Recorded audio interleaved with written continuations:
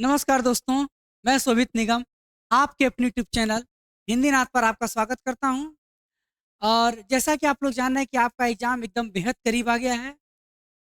कुल 5 से 6 दिन का समय बचा है आपके पास और आज आपका समय बहुत कम बचा है, तो आज आपके लिए बहुत ही महत्वपूर्ण एक ऐसा विषय जो जीएस का पार्ट है, संविधान लेकर के आए हैं, जिससे एग्ज़ाम में प्रश्न बनते हैं। और संविधान के हम आपको पास अ, ऐसा कंटेंट दिया जा रहा है कि जो आपके एग्जाम के लिए बहुत ही महत्वपूर्ण है और उसको ध्यान में रख करके बनाया गया है। क्लियर? तो इस वीडियो को आप लोग देखिएगा और संविधान से प्रश्न आपका एक भी प्रश्न नहीं फंसेगा, निश्चित रूप से नहीं फंसेगा। तो बस बस ध्यान से केवल सुनिए और वीडियो को 2-3 बार देख लीजिए। कोई नोट्स बनाने की ज़रूरत नहीं, क्योंकि एग्जाम में अगर नोट्स बनाएँगे तो बनाते रहेंगे। केवल आप एक 60 नोट है आपके पास, इसको आप 1 बार 2 बार देख लीजिएगा और दिमाग में सेट कर लीजिएगा, क्वेश्चन इनसे आ जाएँगे। चलिए देखते हैं, आज आपको पढ़ाते हैं एमआरएस के लिए संविधान के महत्वपूर्ण प्रश्न। पहले हम बात करेंगे शुरुआत जहाँ से आपके भारत के संविधान की बात होती है, वहाँ से शुरुआत करेंगे। कहाँ से बात होती है? संविधान सभा से बात होती है। कहाँ से होती है? संविधान सभा से बात होती है और टू द पॉइंट जहाँ से प्रश्न बनते हैं, उनकी हम बात करेंगे। इधर-उधर की बातें नहीं करना है। पहली बात कह रहा है कि भारत का संविधान, बात है भारत के संविधान का निर्माण। भारत के संविधान का निर्माण जो है सर्वप्रथम 1934 में एम.एन. राय ने संविधान सभा के निर्माण के सुझाव दिया था। 1934 में एम.एन. राय ने, इन चीज़ को याद रखिएगा, एम.एन. राय ने संविधान सभा के निर्माण का सुझाव दिया था कि भारत में संविधान बनना चाहिए या होना चाहिए। ठीक?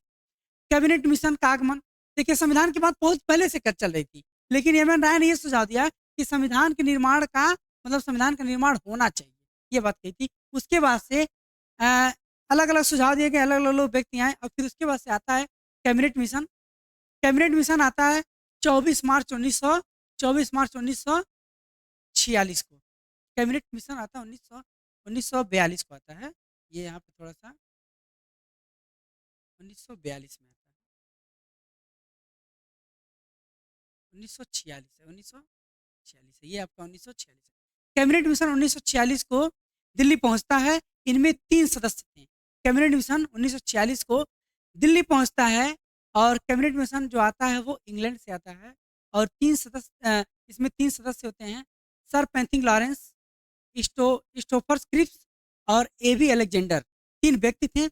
इनमें इस मिशन की जो अध्यक्षता किए थे पैंथिंग लॉरेंस, इनसे प्रश्न पूछता है कि इस मिशन की, कैबिनेट मिशन की अध्यक्षता किसने की है? तो पैंथिंग लॉरेंस ने की है। अगला है कैबिनेट मिशन का प्रस्ताव। कैबिनेट मिशन का प्रस्ताव 12 मई 1946 को कैबिनेट मिशन ने अपना प्रस्ताव दे दिया था। कैबिनेट मिशन ने अपना प्रस्ताव दे दिया था। इसके बाद से भारत में पहली बार संविधान की मांग, अब कुछ हम ये अब टू द फैक्ट संविधान सभा से रिलेटेड है, जिनके बारे में आपको जानना जरूरी है। क्या-क्या? 1934 में एम.एन. राय ने संविधान सभा के संविधान निर्माण का सुझाव दिया था। 24 मार्च 1946 को कैबिनेट मिशन दिल्ली पहुंचा था और इसमें पैंथिक लॉरेंस ने इसकी अध्यक्षता की थी। और कैबिनेट मिशन का प्रस्ताव 12 मई 1946 को कैबिनेट मिशन अपना प्रस्ताव दिया था। उसके बाद से, क्योंकि आया था 24 मार्च में, दिया 12 मई को। फिर भारत में पहली बार संविधान की मांग, कुछ इनके फैक्ट जानते हैं संविधान के बारे में कि इन्होंने क्या-क्या मांगा, क्या-क्या किया संविधान के बारे में।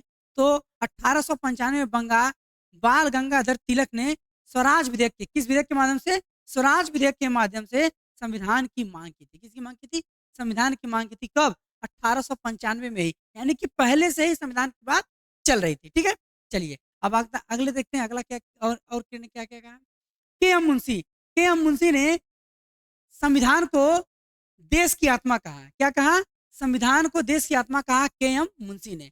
और अनुच्छेद 32 को डॉक्टर भीमराव अंबेडकर, जो भारत के संविधान निर्माता हैं, जिन्हें भारत के संविधान का पिता कहा जाता है, वो अ, भारतीय संविधान में अनुच्छेद 32 को भारत के संविधान की आत्मा कहा।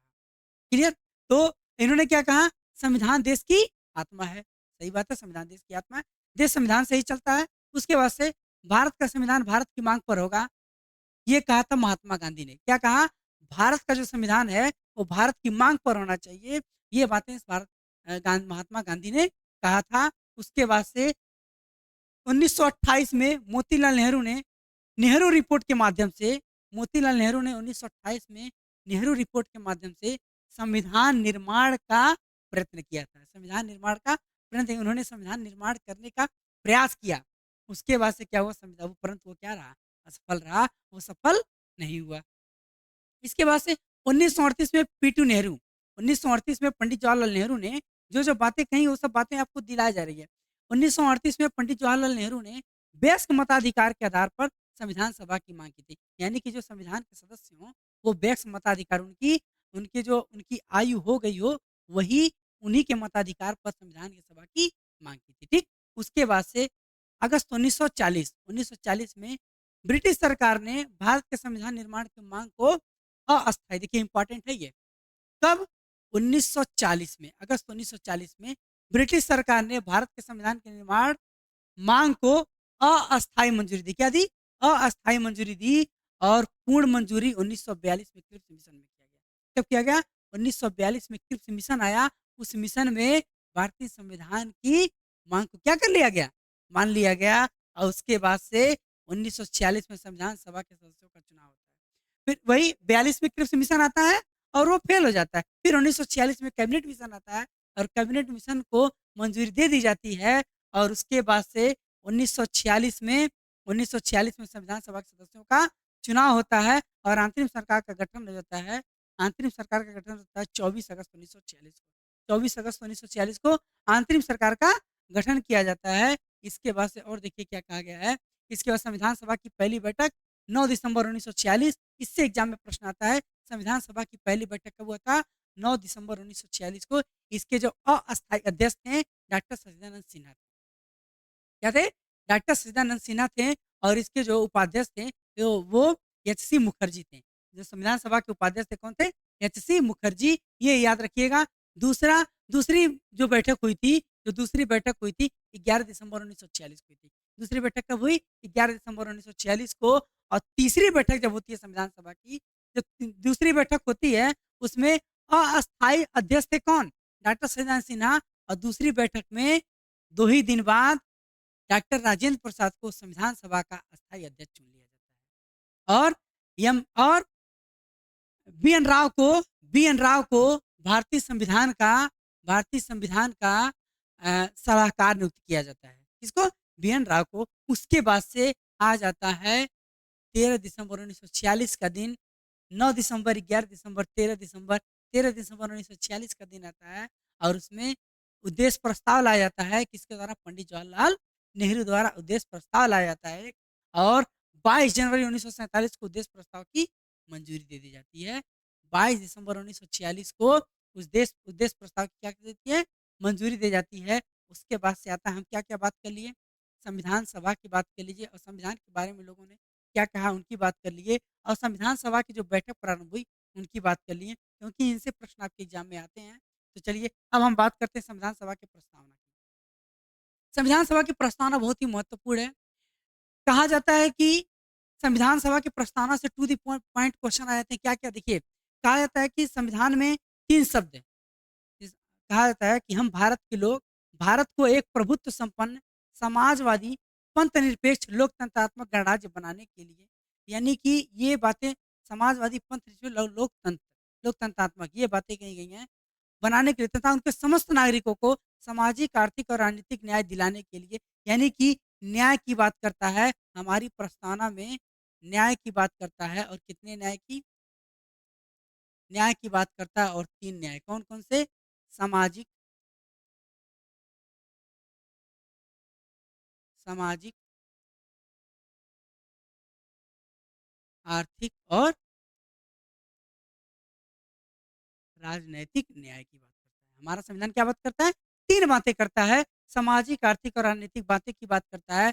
उसके बाद से हमारा संविधान देखिए क्या कहता है, सामाजिक, आर्थिक और राजनीतिक न्याय। ठीक, ये इंपॉर्टेंट है, संविधान की प्रस्तावना आपको याद होना चाहिए। उसके बाद से कहता है कि विचार विचार, अभिव्यक्ति, विश्वास, धर्म और उपासना की स्वतंत्रता, यानी कि जो स्वतंत्रता है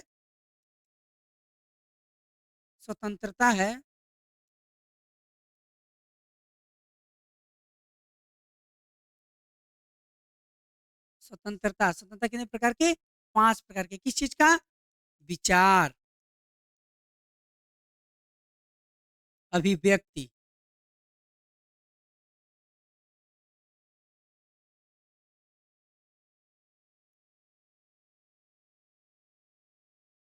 विश्वास, धर्म और उपासना। इससे प्रश्न आपके एग्जाम में आता है। देखिए क्या-क्या है? न्याय 3 प्रकार है, सामाजिक, आर्थिक और राजनीतिक न्याय, विचार, अभिव्यक्ति, विश्वास और धर्म की उपासना। और उसके बाद से समानता, समानता 2 प्रकार के हैं, प्रतिष्ठा अवसर और प्रतिष्ठा की समानता। क्या चीज़?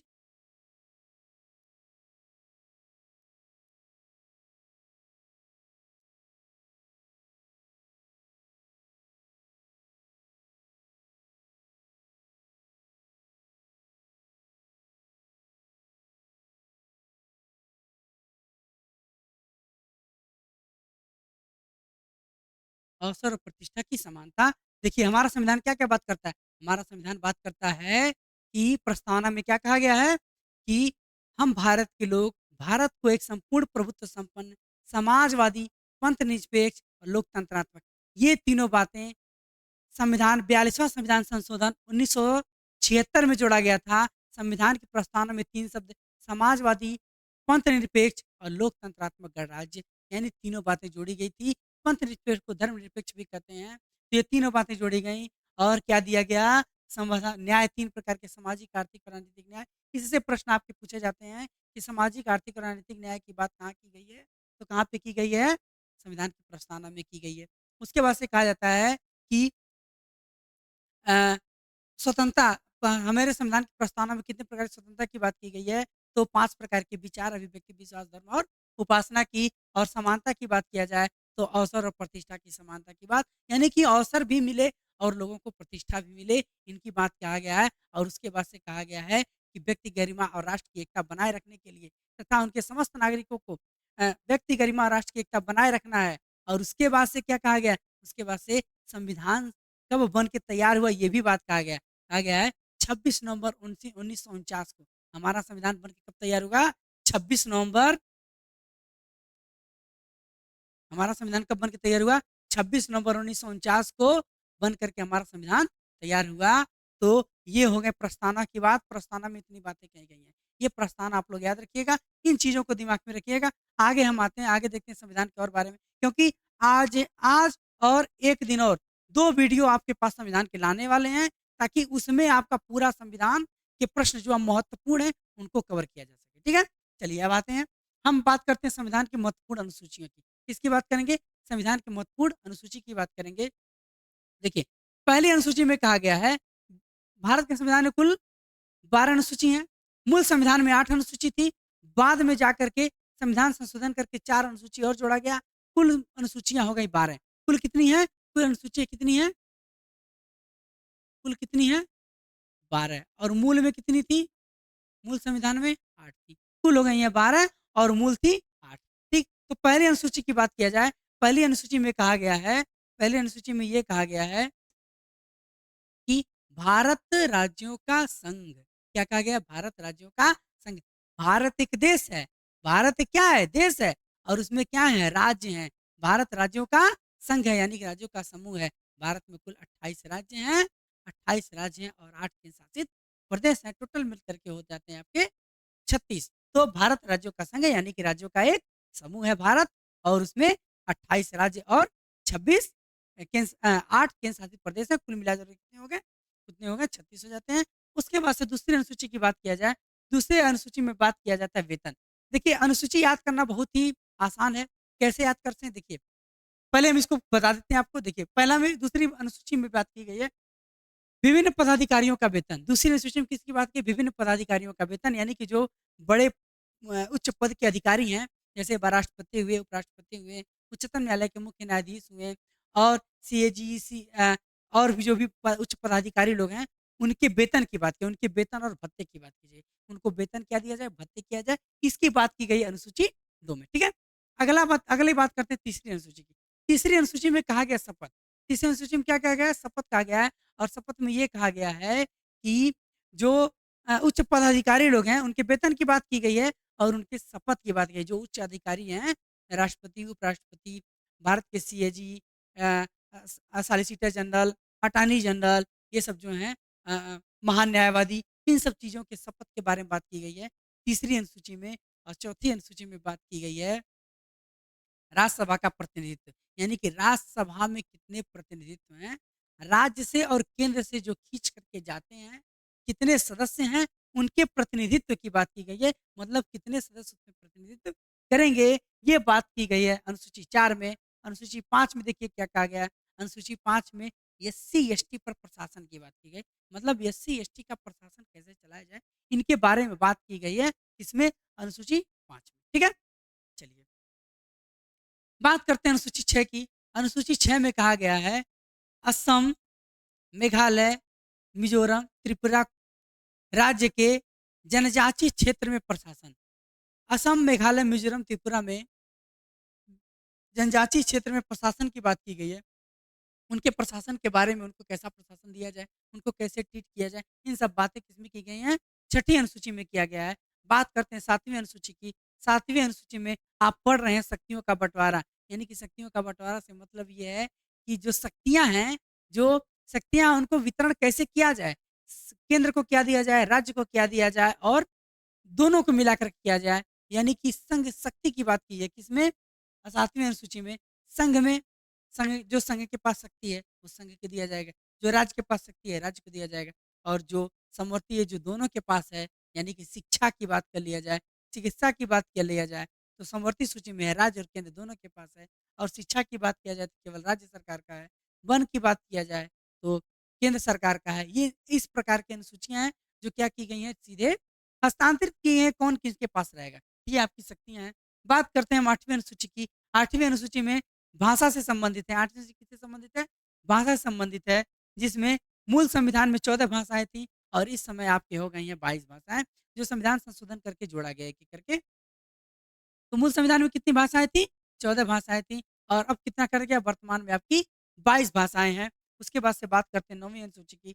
9वीं अनुसूची संविधान संशोधन करके जोड़ा गया था। 9वीं अनुसूची कैसे जोड़ा गया? संविधान संशोधन करके जोड़ा गया। और संविधान संशोधन करके जोड़ा गया 9वीं अनुसूची, ये किससे संबंधित था? भूमि सुधार से। किससे संबंधित था? भूमि सुधार से संबंधित था। और संविधान संशोधन अभी आपको बताया जाएगा, तो उसमें बताया जाएगा कि कब और कैसे किया गया था।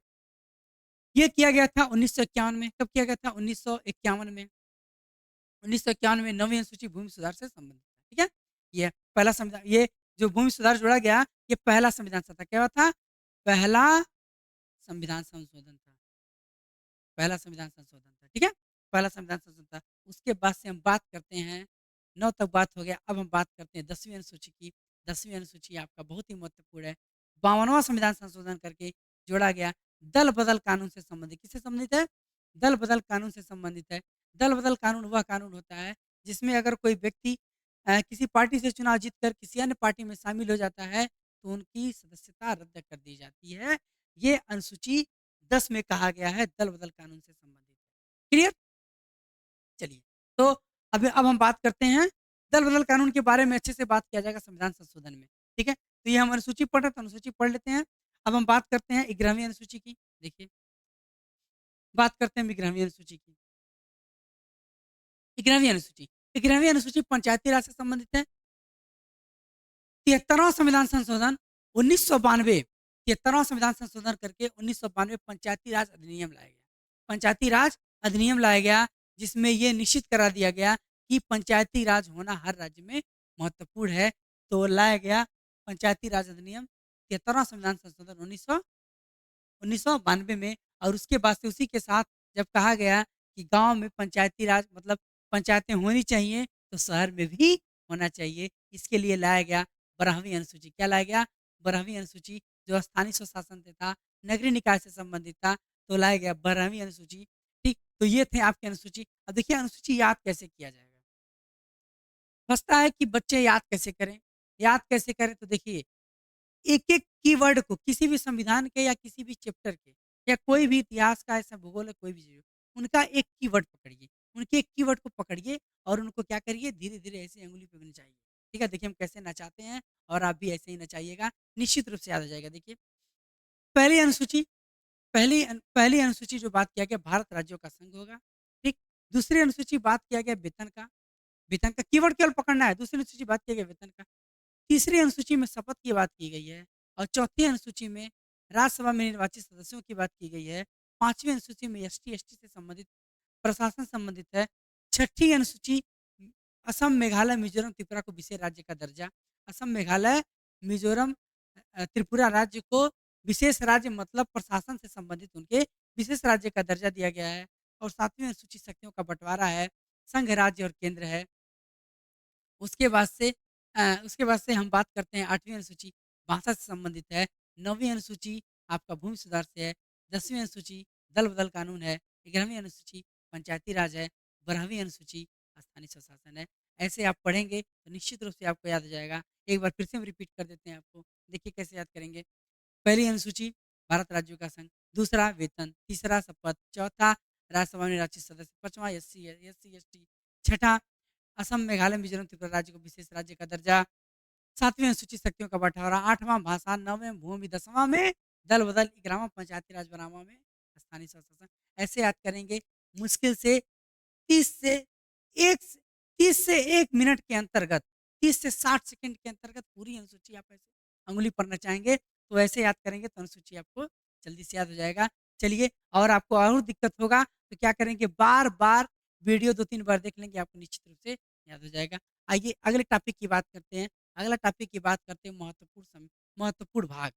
संविधान के महत्वपूर्ण भाग देखिए भाग जो टोटल हैं आपके, टोटल कुल भाग हैं संविधान का निर्माण हुआ तो 22 भाग थे। लेकिन इस समय टोटल भाग हो गए हैं 25। जब संविधान का निर्माण हुआ मूल संविधान में 22 भाग थे, लेकिन इस समय कुल संविधान में हो गए हैं भाग 25 आपके। 25 हो गए, तो 25 तो पढ़ना नहीं है। आपको जो महत्वपूर्ण है, जो आपके एग्ज़ाम में आने वाले हैं, उनको हमें पढ़ना है, तो चलिए हम बात करते हैं। और अनुच्छेद की बात किया जाए तो मूल संविधान में कुल 395 अनुच्छेद थे, लेकिन इस समय जो अनुच्छेद हो गए हैं आपके, इस समय टोटल लगभग 450 अनुच्छेद आ गए हैं। तो हम पहले बात करेंगे महत्वपूर्ण भाग। किसकी बात करेंगे? महत्वपूर्ण भाग की बात करेंगे, तो पहला हम बात करते हैं भाग 1। भाग 1 में कहा गया है संघ एवं इसके राज्य क्षेत्र, यानी कि भारत का संघ और उसके राज्य क्षेत्र की बात किया गया किसमें? भाग 1 में। और अनुच्छेद जोड़ा गया 1 से 4 तक। जो भी अनुच्छेद हैं, वो सब आपके भागों में इनको बाँटा गया है, ठीक है? चलिए, आगे बात करते हैं भाग 2। भाग 2 में बात किया गया नागरिकता की। किसकी बात की गई है? नागरिकता की बात की गई है भाग 2 में और अनुच्छेद 5 से 11 तक। अगला है भाग 3।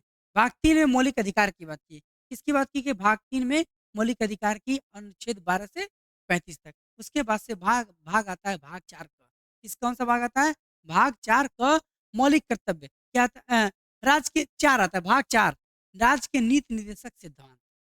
राज्य का नीति निर्देशक सिद्धांत, इनके बारे में बहुत अच्छे से चर्चा किया जाएगा।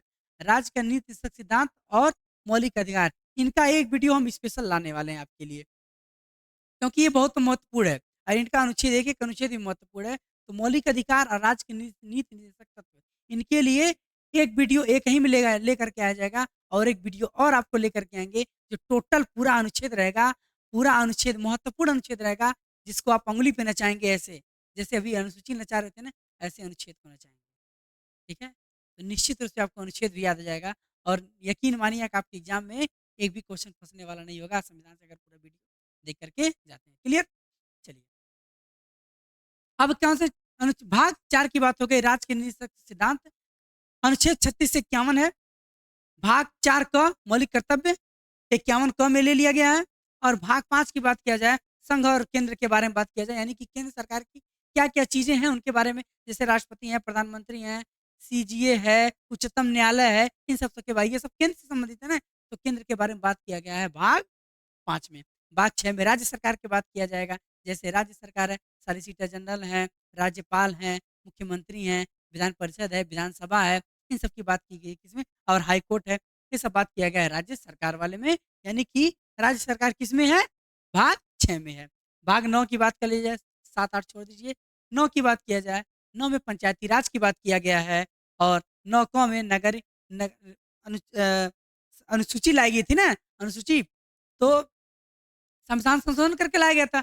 तो भाग 9 में पंचायती राज जोड़ दिया गया और 9 क में 9 क में नगर पालिकाएं जोड़ दी गई और भाग 9 ख में सहकारिता समिति 94वां संविधान संशोधन 1997 94वां संविधान संशोधन 1997 में सहकारिता समिति आया था।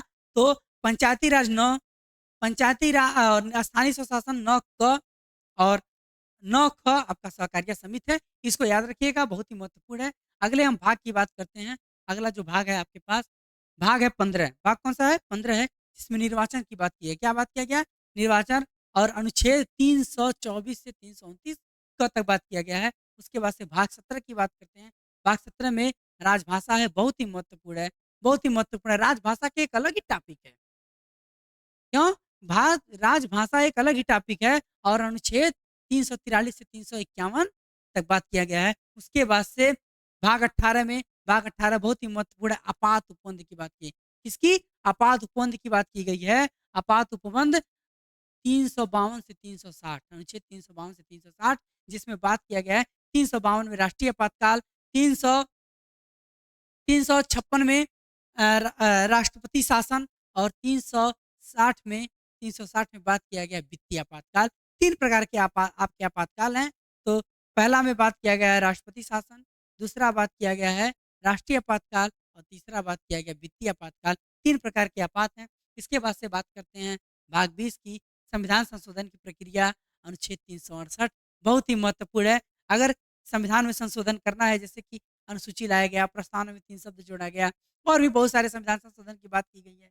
तो जब संविधान संशोधन की बात किया जाएगा तो संविधान संशोधन में आपका जो अनुच्छेद आएगा, जो अनुसूची क्या आएगा? भाग 20 आएगा और अनुच्छेद 368 बहुत ही महत्वपूर्ण है। इनको एकदम दिमाग में बैठा लीजिएगा। तो कितने भाग की बात कर लिए? टोटल जो आपके भाग हैं 4 इधर थे, 6-8 उधर थे। टोटल जो भाग हैं ये आपके महत्वपूर्ण भाग हैं। इनको पढ़ लीजिएगा, एक बार फिर से देख लीजिए। देखिए क्या कहा गया है? भाग 1 राज्य एवं इसके क्षेत्र, संघ एवं उस राज्य इसके क्षेत्र, दूसरा में नागरिकता, तीसरा में मूल अधिकार, चौथा में राज्य के निश्चय तत्व और पांचवें भाग में बात किया गया है। 5वें भाग में केंद्र सरकार, 6वें भाग में राज्य सरकार और 9वें भाग में पंचायती राज, 9 क में स्थानीय निकाय और 9 ख में सहकारिता समिति और उसके बाद से भाग करते हैं भाग हम 15 की बात करते हैं, नहीं भाग 15 की बात करते हैं, निर्वाचन है 324 से 329 और उसके बाद से बात करते हैं हम भाग 17 की बात करते हैं, जिसमें राजभाषा की बात की गई है। राजभाषा ना कि राज्य भाषा, इसकी बात की गई है राजभाषा ना कि राजभाषा। राजभाषा की अगर बात किया जाए तो राजभाषा क्यों लिखा गया, राष्ट्रीय भाषा क्यों नहीं लिखा गया? जब देखिए इन चीज को थोड़ा सा समझ लीजिए, इस चीज को यहाँ पे ये हम गोला कुछ बना रहे हैं,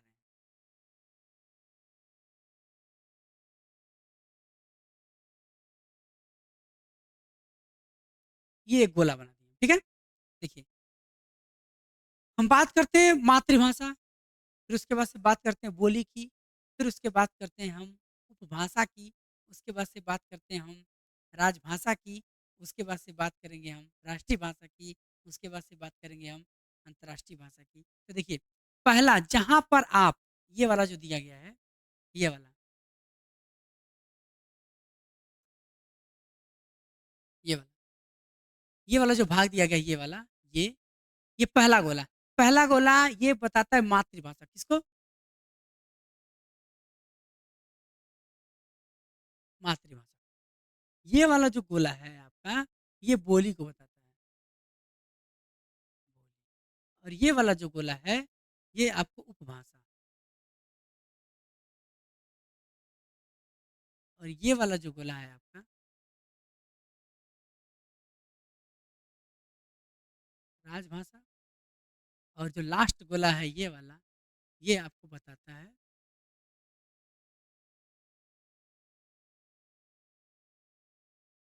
राष्ट्रीय भाषा, ठीक है। तो मातृभाषा, मातृभाषा किसे कहते हैं? जो आप अपने माता से, आप अपने परिवार से, जो आप अपने घर के अंदर जो भाषा सीखते हैं उसे कहते हैं मातृभाषा। देखिए मातृ से समझ में आ रहा है मातृभाषा। उसके बाद से हम बात करते हैं बोली की। बोली वह भाषा होती है जो अपने एक स्पेशल क्षेत्र में बोली जाती है। कहा जाता है कि 5 कोस पे बोली बदले 10 कोस पे भाषा। 5 कोस पर बोली बोली बदले 10 कोस पर भाषा। तो यही बात है, जो अपने एक स्पेशल क्षेत्र में बोला जाता है, जो आपके गाँव, मोहल्ला या नगर में बोला जाता है, उसे बोलते हैं बोली। और उसके बाद से बात करते हैं उपभाषा की। उपभाषा किसे कहते हैं? उपभाषा कहते हैं कि जो आपके जो साहित्य व जो लेखक साहित्य और गद्यकार और कवि होते हैं, जिस भाषा का यूज़ करते हैं, उसे बोलते हैं उपभाषा। और उसके बाद से बात करता है राज्य भाषा की। तो राज्य भाषा उस भाषा को कहते हैं जो स्पेशल एक राज्य में बोली जाए, जिसमें देश का प्रशासन या पत्र व्यवहार जिस भाषा में चलता है राज्य का, उसे कहते हैं राज्य भाषा। उसके बाद से राष्ट्रीय भाषा की बात आती है। तो राष्ट्रीय भाषा की बात आती है जब वो जो एक पूरे स्पेशल एक देश में बोली भाषा बोली जाती है, उसे राष्ट्रीय भाषा कहते हैं। और देखिए, और अपने देश में क्या बोला जाता है? राजभाषा। क्या कहा जाता है? राजभाषा कहा जाता है।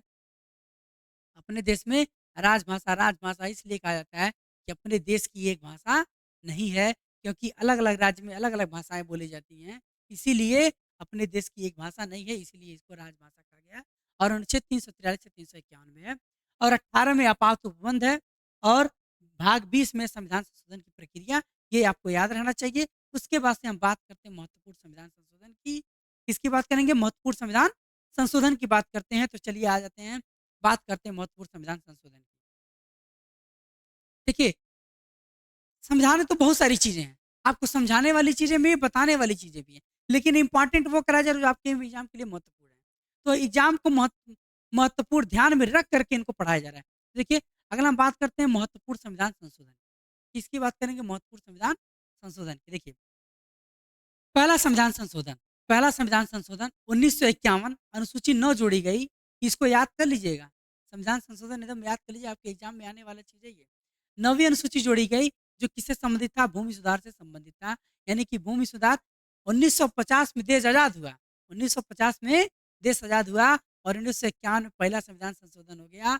पहला संविधान संशोधन 1951 में हुआ। कब हुआ था? 1951 में 9वीं अनुसूची जोड़ी गई। किससे संबंधित है? भूमि सुधार से संबंधित है। क्लियर? चलिए, अब बात करते हैं जो इम्पोर्टेंट है संविधान, उन्हीं की बात करेंगे। आप कहेंगे सर जी दूसरा, तीसरा, चौथा, पाँचवां कहाँ गया? नहीं, जो आपके लिए इम्पोर्टेंट है, जो एग्जाम में आ चुके हैं, वही प्रश्न आपको कराने हैं। देखिए, अगला हम बात कर देंगे 7वां संविधान संशोधन की। भाषाई आधार पर राज्यों का पुनर्गठन किया गया था। क्या किया गया था? 1956 में भाषाई आधार पर राज्य पुनर्गठन अधिनियम लाया गया था 1956 में। और 7वां संविधान संशोधन, ये याद रहे। उसके बाद से बात करते हैं 36वां संविधान संशोधन। 7 के बाद सीधे आ जाते हैं 36वां संविधान संशोधन पे। 36वां संविधान संशोधन 1975 में आता है और सिक्किम को 22वें राज्य का दर्जा दिया क्या जाता है? सिक्किम को 22वें राज्य का दर्जा दिया जाता है। कब?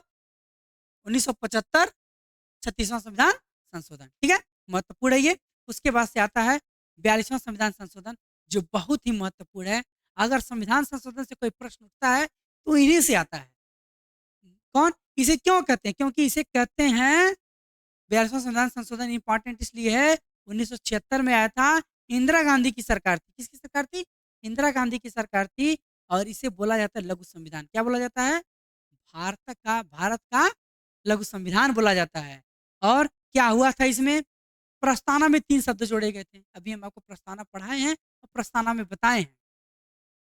प्रस्तावना में 3 शब्द जोड़े गए, धर्मनिरपेक्ष या पंथ निरपेक्ष, समाजवादी और अखंडता। 3 शब्द जोड़े गए, समाजवादी, धर्मनिरपेक्ष और अखंडता। 3 शब्द जोड़े गए संविधान की प्रस्तावना में। और उसके बाद से नागरिकों को 10 मूल कर्तव्य दिलाए गए। क्या दिए गए? नागरिकों को 10 मूल कर्तव्य दिलाए गए। और और भाग 4 में 51 क में इसको जोड़ा गया। भाग 4 क अनुच्छेद 51 क में नागरिकों को 10 मूल कर्तव्य जोड़े गए। और मूल कर्तव्य की अगर बात किया जाए तो मूल कर्तव्य आपको लिया गया है रूस से। किस देश से लिया गया है? रूस से लिया गया है। तो ये आपके इस वाले पेज में 3-4 महत्वपूर्ण संविधान संशोधन है। पहला संविधान संशोधन अनुसूची अ, अनुसूची 9वीं अनुसूची जोड़ी गई, 1951 में आया था, भूमि सुधार से संबंधित था। 7वां संविधान संशोधन भाषाई आधार पर राज्यों का पुनर्गठन 1956 में आया था। और 36वां संविधान संशोधन 1975 में सिक्किम को 22वें राज्य का दर्जा दिया गया। 42वां संविधान संशोधन लघु संविधान का दर्जा दिया गया। प्रस्तावना में 3 शब्द जोड़े गए, पंथ निरपेक्ष, समाजवादी और अखंडता। और उसके बाद से नागरिक को 10 मूल कर्तव्य दिलाए गए। और भी चीज़ें इसमें कही गई। और चीज़ें ये कहा गया कि कोरम व्यवस्था को खत्म समाप्त कर दिया गया। यानी कि संविधान सभा को चलाने के लिए पूरे संविधान सभा के जो सदस्य हैं, उनका 10वां भाग चाहिए संविधान सभा को सुचारू रूप से चलाने के लिए। लेकिन उसको क्या कर दिया गया? समाप्त कर दिया गया। फिर और भी बहुत सारी घटनाएँ, लोकसभा या विधानसभा के सदस्यों का कार्यकाल 5 वर्ष होता है, उनको घटा करके 6 वर्ष, उनको बढ़ा करके 6 वर्ष कर दिया गया। संविधान में कहा गया है कि राष्ट्रपति अनुच्छेद 143 के अंतर्गत अ, उच्चतम न्यायालय से सलाह लेगा, लेकिन उनको भी खत्म कर दिया गया था। उसके बाद से ये 42वें संविधान संशोधन में और सारी बातें कही गई हैं, जो आपके लिए इम्पोर्टेंट है वो आपको लिखवा दिया गया है। इन्हीं को पढ़ लीजिएगा। आगे देखिए, आगे उसके बाद से 44वां संविधान संशोधन होता है 1978 में। 44वां संविधान संशोधन 1978 में मोरारजी देसाई की सरकार बन जाती है और जो ये बातें कही गई उनका उल्टा कर दिया जाता है। 1978 में आता है, संपत्ति का अधिकार समाप्त कर दिया गया। यानी कि 44वां संविधान संशोधन में महत्वपूर्ण जो है, वो सबसे महत्वपूर्ण ये है कि संपत्ति के अधिकार को क्या कर दिया गया? समाप्त कर दिया गया। क्या कर दिया गया? समाप्त कर दिया गया। और अनुच्छेद 20 और 21 में राष्ट्रीय आपात के समय में निलंबित नहीं किया जाएगा। यानी कि अनुच्छेद 20 और 21 बहुत ही महत्वपूर्ण अनुच्छेद है। इसमें जो अ, राष्ट्रीय आपातकाल लगेगा, उस समय इनको क्या कर दिया गया? निलंबित कर दिया गया। उसके बाद से हम बात करते हैं अगला, छठवां मतलब 52वां संविधान संशोधन, बहुत ही महत्वपूर्ण है, जिनके बारे में चर्चा कर चुके हैं अनुसूची में। 52वां संविधान संशोधन, 10वीं अनुसूची जोड़ी गई, 1985 में लाया गया। 85 में 10वीं अनुसूची जोड़ी गई और दल बदल से संबंधित था। किससे संबंधित था? दल बदल से संबंधित था। और दल बदल कानून कानून क्या होता है? दल बदल कानून वह कानून होता है जिसमें अगर मान लीजिए कि 2 पार्टियां हैं और अपनी जो भोली जनता है, देश की अपनी जो भोली जनता है, वह इन पार्टियों में से 2 पार्टियां हैं, ठीक? इसमें से इस पार्टी का एक सदस्य आपके क्षेत्र में चुनाव लड़ा, आपके क्षेत्र में चुनाव लड़ा और आप उनको वोट दिए कि यह इस ए पार्टी से चुनाव लड़ रहा है और हमारा क्या करेगा? हमारे क्षेत्र का विकास करेगा, हमारा मदद करेगा। लेकिन चुनाव जीतने के बाद ये क्या कर जाता है? चुनाव जीतने के बाद वोट पा जाता है, चुनाव जीत जाता है और बी में जाकर के शामिल हो जाता है। बी में जाकर के जब शामिल हो जाता है, तो बी में जाकर शामिल हो जाता है, तो हमारा जो संविधान है, वह यह कहता है, उसने ये सोचा, हमारे संविधान सभा के सदस्य सोचे कि अगर ये व्यक्ति इसमें जाता है और जो व्यक्ति जो जो लोग जो हमारी जनता है, वो इसको वोट किस लिए दी? वोट इसलिए दी है कि यह हमारे लिए जीतेगा, हमारे देश का विकास करेगा। लेकिन यह जा करके दूसरी पार्टी में जाकर के शामिल हो जाता है। शामिल हो जाता है तो इससे जनता के वोट का हनन होता है। जनता की वोट का हनन होता है और उन जनता की वोट का हनन न हो, उनके विश्वास पर ठेस न पहुँचे, इसलिए 92वां संविधान संशोधन 1985 में लाया गया, 10वीं अनुसूची जोड़ी गई, दल बदल कानून। अगर कोई व्यक्ति, इस कानून में कहा गया है, अगर कोई व्यक्ति चुनाव जीतता है और जीतने के बाद किसी अन्य पार्टी में शामिल हो जाता है, तो उसकी सदस्यता क्या कर दी जाएगी? रद्द कर दी जाएगी। जाइए भैया, जाइए, जिसमें मिलना है मिले, जाइए, आप तो फिर से चुनाव होगा। ठीक? तो ये ले आया गया था 10 दल बदल कानून। उसके बाद से आया 56वां संविधान संशोधन 1987 में, गोवा को 25वां राज्य का दर्जा दिया गया। कब आया था? 56वां संविधान संशोधन 1987 में। 1987 में गोवा को विशेष राज्य का दर्जा मिला। इसके पहले गोवा पर किसका? पुर्तगालियों का राज था। तो गोवा को 25वें राज्य का दर्जा कब मिला? 1987 में। अब बात करते थे 61वां संविधान संशोधन 1989 में, जिनमें मतदाता की आयु 21 वर्ष से घटाकर 18 वर्ष कर दिया गया। इसके पहले कब? 1989 से पहले मतदाता की जो आयु थी, उसको क्या थी?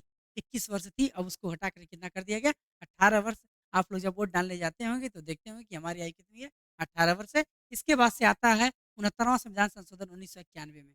69वां संविधान संशोधन 1991 में, इसमें बात ये कहा गया है, दिल्ली को राष्ट्रीय राजधानी क्षेत्र का दर्जा, यानी कि दिल्ली को राष्ट्रीय राजधानी क्षेत्र का दर्जा दे दिया गया। क्या दे दिया गया? दिल्ली को राष्ट्रीय राजधानी क्षेत्र का दर्जा दे दिया गया। कब? 69वां संविधान संशोधन 1991 में। उसके बाद से आता है आपका, और जो दिल्ली के राष्ट्रीय राजधानी क्षेत्र का जो दर्जा है, उससे क्या संबंधित, यानी कि उसके जो आसपास के जो क्षेत्र हैं, उनको एनसीआर में डाल दिया गया। ठीक है? अगला बात करते हैं 73वां संविधान संशोधन 1992। इसकी बात करते हैं। 73वां संविधान संशोधन 1992 की बात करते हैं। इसमें आता है पंचायती राज अधिनियम। क्या आता है? पंचायती राज अधिनियम आता है। कब? 1992 में। 1992 पंचायती राज अधिनियम आता है। अनुसूची जोड़ी गई 11वीं और भाग 9। क्या था? भाग 9। पंचायती राज में क्या किया गया? पंचायती राज में ये कहा गया, देखिए पंचायती राज की बात बहुत पहले से चल रही थी। पंचायती राज की बात बहुत पहले से चल रही थी। बात करते हैं पंचवर्षीय योजना द्वितीय की। इसकी बात करते हैं पंचवर्षीय योजना द्वितीय की। उसमें 1959 में पंडित जवाहरलाल नेहरू के द्वारा पंचायती राज अधिनियम लाया गया था। पंचायती राज लागू कर दिया गया था राजस्थान के नागौर जिला में। 2 अक्टूबर 1959 को पंडित जवाहरलाल नेहरू द्वारा राजस्थान के नागौर में पंचायती राज मतलब लागू कर दिया गया था और वो पहला राज्य था। उसके बाद से ये आगे बढ़ता चला गया, बढ़ता। उस समय 3 स्तरीय पंचायती राज समिति आई थी, जिसमें जिसको कहा जाता है जो जो पंचायती राज समिति जो सिफारिश दी गई थी, वो बलवंत राय मेहता समिति की सिफारिश पर 3 प्रकार की दी गई, जिसमें ग्राम सभा जिसमें ग्राम पंचायत है, क्षेत्र पंचायत है और आपका जिला पंचायत। 3 प्रकार के चुनाव रहेंगे, ठीक। तो ये 3 प्रकार के इसमें जोड़े गए थे। बलवंत राय मेहता त्रिस्तरीय थी।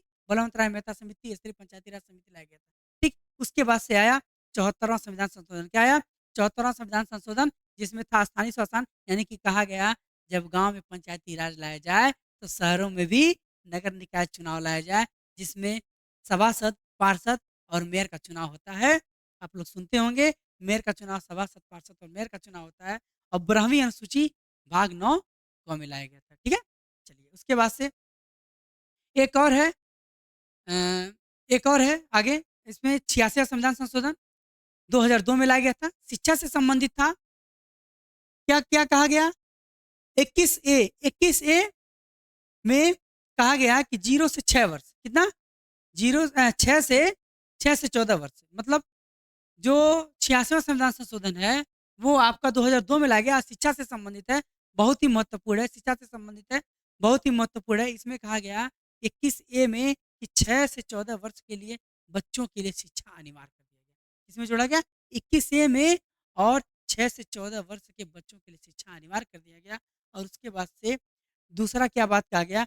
दूसरा अनुच्छेद 45 में, अनुच्छेद 45 में 0 से 6 वर्ष के लिए शिक्षा, उसमें जो प्रावधान था उसको हटा दिया गया। इसके बाद से बात करते हैं, इसी में एक और बात आती है। इसमें जो 11वां आपके भारतीय संविधान में मूल कर्तव्य कितने हैं?